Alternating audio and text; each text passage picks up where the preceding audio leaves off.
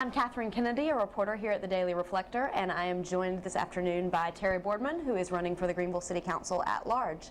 Thank you so much for joining us. You're welcome. To start out, you have been involved as almost kind of a watchdog in city politics for some time now.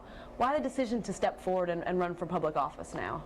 Well, I think the time is right. I think that the at-large position would benefit the entire city, which is really what I'm interested in. I think that I've watched the city council meetings. I think they need somebody who's a little bit more direct in monitoring the operations of the city. And I think that there is some very difficult financial times ahead.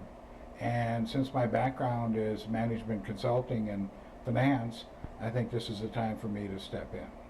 It's a fairly crowded race. You're one of 6 people running for the office. How do you set yourself apart or distinguish yourself from the other folks running? Well, primarily experience, or another word to say is I'm older.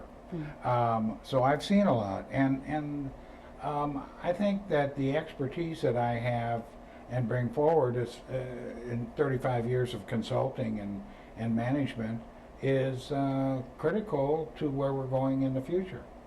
You've mentioned the financial aspect of being a council person. What are some of the other issues that you're seeing and hearing about in the community? Well, we're all aware of the police situation, and I think that is a very, very significant point. I believe that the management of the police department should look at a little bit more activity outside the downtown area. I know I have a business on Charles Boulevard, and I have yet to see a policeman get out of his car and walk by my store. And I do see a lot of police cars going by, but they're going by at 45 miles an hour, which is really not, I think, what most of the people want to see. They want to see the police department, the police vehicles slowing down. They want them to be looking around. We are having a tremendous amount of robberies in our fast food restaurants. And the latest one was out on Charles Boulevard, I believe, the Burger King out there.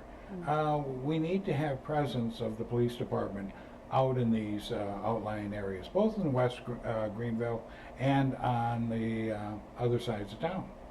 One of the things about running at large is that you do want to look at the entire city as your population that you're representing. How do you balance the needs of so many varied and different communities? Well, I think you look at Greenville's not that big. I mean, we're talking about a city that if you wanted to, you could be from one side to the other in 15 minutes, given a good day and not Greenville Boulevard. But the upshot is that there are needs on both sides. There are park needs. There's police protection needs. There are needs in the neighborhoods. And I don't think that, quite frankly, one area of town should be influenced more than the others. And I think police protection, my motto is back to basics. And I think we need the police protection, and we need the recreation and parks in our areas. And I think Southside Park and the Dream Park are 2 good examples of things I would be working for. Okay. Thank you so much for joining us You're today. welcome.